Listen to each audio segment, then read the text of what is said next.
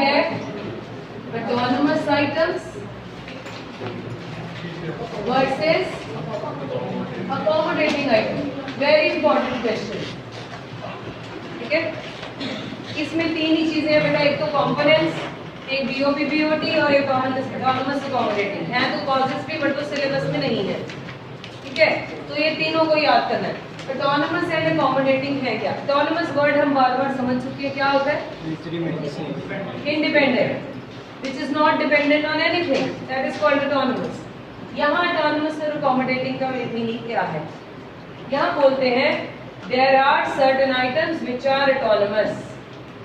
Which are autonomous means independent. They are not dependent on the other factor. Accommodating समझो, autonomous ज़्यादा अच्छे से आएगा। से हमारे बिजनेस में हमने जो यूनिलेटरल ट्रांसफर्स आए या हमने बिजनेस किया, ये करने के बाद 50,000 रुपए इस अकाउंट में क्या हो गए? सरप्लस हो। We are taking an example कि हमारे पास 50,000 रुपीज इज इन सरप्लस। ये कब पता चला? जब मैंने इन सारी आइटम्स को अकाउंट में मेंटेन कर दिया। ठीक है, समझ आ रही मेरी बात? ये सारी आइटम हमने मेंटेन कर दी। ओके, ये फर्स्ट सबसे पहले कौन सी एंट्रीज की गई? ये वाली एंट्री हो गई, 50,000 का सरप्लस हो गया और में भी 50,000 का डेफिसिट हो गया। अब मुझे इनको, ये जो डेफिसिट है या ये जो सरप्लस है, इसकी अकोमोडेशन ढूंढनी है। इसकी अकोमोडेशन ढूंढनी है। How can I invest this money और how can I use this money? Maybe through lending. हाँ, अब देखना पड़ेगा ये है कि नहीं है, लेट्स अंडरस्टैंड। पर ये पता चल गया कि इनकी अकोमोडेशन करने के टाइम पर जो आप आइटम्स चूज करते हैं उसे कौन सी आइटम्स कहते हैं? Accommodating items. ठीक है, इट इज समथिंग लाइक, जैसे हमने वो फंक्शन कराया था वहां पर, हमने पहले क्या किया? जितने बच्चों को कार्ड इशू था उन्हें पहले अकोमोडेट क्या किया? ऑटोनोमस एंट्री दी। They are supposed to be there. जब तो सारे आ गए, उसके बाद जो हमारे पास और फोन है, हमने आना है जी आना है, कुछ लोग ऐसे है, फिर उन्हें क्या किया? अकोमोडेट किया, उन्हें बाद में अकोमोडेशन दी। इट मीन्स इनको मैं बोलती हूँ फर्स्ट प्रायोरिटी आइटम्स, इनको बोलते हैं अबव द लाइन आइटम्स। क्या बोलते हैं? कैसे, क्यों कहते हैं अबव द लाइन? जब अकाउंट्स मेंटेन होंगे ना, हम एंट्री डालेंगे जी net amount of goods, trade of goods, net amount of trade of services, this that, चारों डाल दिए। ये आ गया 1,50,000।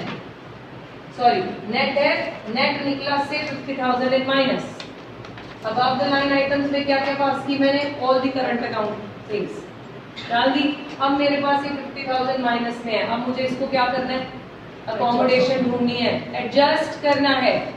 सो इससे ऊपर की लाइन वाली आइटम्स को बोलते हैं अबव द लाइन आइटम। इसको एडजस्टमेंट करने के लिए जो आइटम्स पास होंगी उन्हें क्या बोलोगे? Below the line items. Are you understanding? फिर मैंने इनसे 50,000 उधार मांगे, मैंने वो यहाँ एंट्री कर दी। बिलो द लाइन आइटम से मैंने अपनी अकोमोडेशन कर दी and I reach to the answer. Are you getting what am I trying to say रितेक? ठीक है, समझ में आई बात? तो पहली बार जो ऑटोनोमस आइटम्स होंगी ये कौन सी होंगी? ये पहले पास होंगी, अबव द लाइन। और अकोमोडेशन कब करोगे? Below the line.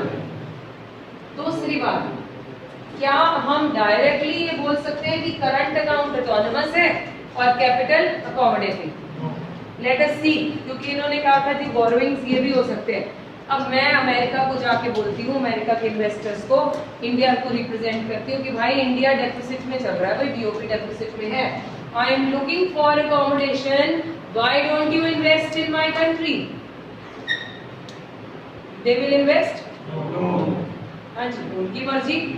तो मैं भी तुम्हारा वर्ड ठीक नहीं चल रहा, मैं तुम्हारे यहाँ इन्वेस्ट कर दूं ये देखकर सॉरी दे मे और मे नॉट। सो क्या ये अकोमोडेशन है? नहीं, it may be above the line item. वो अपनी मर्जी से यहाँ डाल दे। आपको मेरी बात समझ आ रही? सो ब्लाइंडली आई कैन नॉट से करंट अकाउंट के सारे ऑटोनोमस हैं और ये सब अकोमोडेटिंग हो कौन सकते हैं? ये तो एब्सोल्युटली अकोमोडेटिंग है, क्योंकि हम बोरोइंग और लेंडिंग करने ही कब निकले थे? या तो मेरे पास सरप्लस था या मेरे पास डेफिसिट था। ये आप तो कह सकते हो कि अकोमोडेटिंग है, सोच के बताओ। मेरे पास 50,000 बच गया, एफडीआई मांगी हो गंदा जी, देखेंगे हम ये अकोमोडेशन करेंगे कि नहीं करेंगे, ये तो फिर श्योर नहीं है। ये हो सकता था। दूसरा तरीका क्या था, मैंने अपना एक्स्ट्रा पैसा अकोमोडेशन के लिए कहाँ डाल दिया, so this can be called as accommodation. Are you understanding what I am trying to explain? It's a general point. अब आपके नोट्स में क्या क्या दिया है, लेट्स सी दैट हमने ये सारा क्वेश्चन कर लिया कि नहीं। What is the difference between current and capital account? This you can do it. अगर आपको इनको दोनों को differentiate करना हो, I'm sure you will be able to do it. Components के basis पे meaning है दोनों का, okay?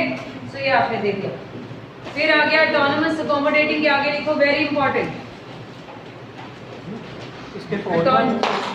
इसके बेटा? हाँ, 3 से 4 मार्क्स का होता है ना चैप्टर। 6 में नहीं आ सकते, पागल है स्कूल। चैप्टर ही 3 नंबर का है, 3 मार्क्स का चैप्टर है ये। 4 मैंने पॉजिटिव साइड पे ले लिए, लास्ट के दोनों चैप्टर 7 मार्क्स के हैं, ठीक है। एक में से 4 नंबर का, एक में से 3 का। Foreign exchange is lengthier chapter than this, तो वहां से 4 नंबर का क्वेश्चन आता है, बचता है 3 मार्क्स में। कोई कुछ पाया 6 का तो है ही नहीं इसमें कुछ डालने वाला।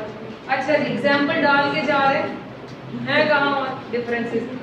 So autonomous accommodating समझ आ जाएगा, let's read it first. Meaning है autonomous transactions take place due to some economic motive. बेटा जी ये जो बिजनेस कर रहे हैं ये किस मोटिव के लिए है? They have their own personal motives and economic motive. दूसरी साइड accommodating का क्या मोटिव है? To compensate the loss either or maybe absorbing the whatever is left surplus. उसका मोटिव ये है, let's see क्या है।